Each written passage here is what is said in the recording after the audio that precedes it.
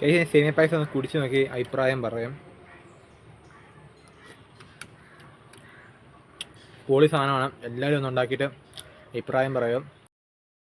പാലൊക്കെ തിളച്ച് വരട്ടെ. നമ്മൾ മിൽക്ക് മെയ്ഡാണ് അതിന് തയ്യാറാക്കുന്നത്. നമ്മൾ പാൽപ്പൊടി ചേർത്ത് കൊടുക്കുകയാണ്. 2 കവർ പാൽപ്പൊടിയാണ് ചേർത്ത് കൊടുക്കുന്നത്.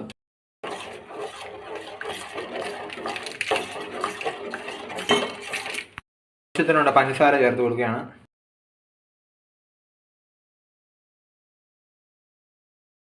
മിൽക്ക് മെയ്ഡ് റെഡി ആയി വന്നിട്ടുണ്ടെങ്കിൽ ഒരു ഗ്ലാസ്സിലേക്ക് മാറ്റാൻ എന്നിട്ട് പായസം ഉണ്ടാക്കാൻ കിടക്കാം. ഓടിച്ചെടുത്തിട്ടുണ്ടെങ്കിൽ വാർത്തെടുക്കാം. ചേർത്ത് കൊടുക്കുകയാണ്. സേമിയൊക്കെ വറുത്തെടുക്കാം. സേമിയൊക്കെ വറുത്തെടുക്കുകയാണ് ചെയ്യുന്നത്. നല്ല ബ്രൗൺ കളറായി വരട്ടെ. അതിലേക്ക് വെള്ളം ഒഴിച്ച് കൊടുക്കുകയാണ്. സേമിയ മൂത്ത് വന്നിട്ടുണ്ട്. അതിലേക്ക് വെള്ളം ഒഴിച്ച് നമ്മൾ കൊടുക്കുകയാണ്. വെള്ളമെല്ലാം ഒഴിച്ച് കൊടുത്ത് പാത്രത്തിലേക്ക് ഒഴിച്ച് കൊടുത്തിട്ടുണ്ട്. അതിലേക്ക് ചവ്വരി ഇട്ട് കൊടുക്കുകയാണ്. ഈ ചൂടുവെള്ളത്തിൽ കുതിർത്ത് വെച്ചതാണ്, അതാണ് ചേർത്ത് കൊടുക്കുന്നത്.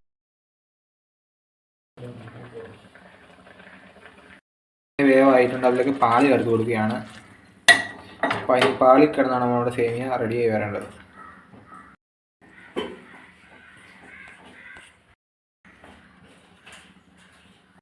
ഒക്കെ ഏകദേശം റെഡി ആയിട്ടുണ്ട്. അതിലേക്ക് മിൽക്ക് മെയ്ഡ് ഒഴിച്ച് കൊടുക്കുകയാണ്.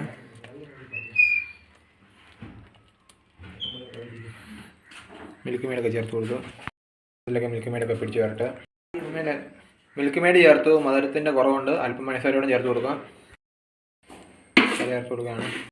1 ടീസ്പൂൺ പഞ്ചസാരയാണ് ചേർത്ത് കൊടുത്തിരിക്കുന്നത്. പായസമൊക്കെ ഇനി മാറ്റാം. റെഡിയായി വന്നിട്ടുണ്ട്. കൊടുക്കുകയാണ്. നെയ്യൊക്കെ ചൂടായി വരട്ടെ. അതിലേക്ക് കശുവണ്ടി മുന്തിരിങ്ങയൊക്കെ ചേർത്ത് കൊടുത്തിരിക്കുകയാണ്. മൂപ്പിച്ചെടുക്കാം. ചേർത്ത് കൊടുത്തിരിക്കുകയാണ് കശുവണ്ടിയൊക്കെ. മുന്തിരിങ്ങയൊക്കെ മൂത്ത് വരട്ടെ. മുന്തിരിങ്ങ മൂത്തിട്ട് അതിലേക്ക് ഇട്ട് കൊടുക്കാം. മുന്തിരിങ്ങ മൂത്ത് നിന്നിട്ട് ഏലക്കാപ്പൊടി ചേർത്തായിരുന്നു, പറയാൻ വിട്ടുപോയതാണ്.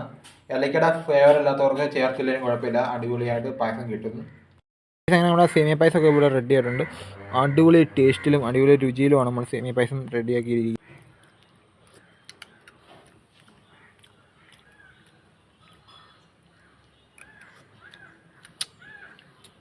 സൂപ്പർ പായസമാണ്. അടുത്ത വീഡിയോ നമ്മൾ ഇനി വരുന്നതായിരിക്കും. Bye bye guys.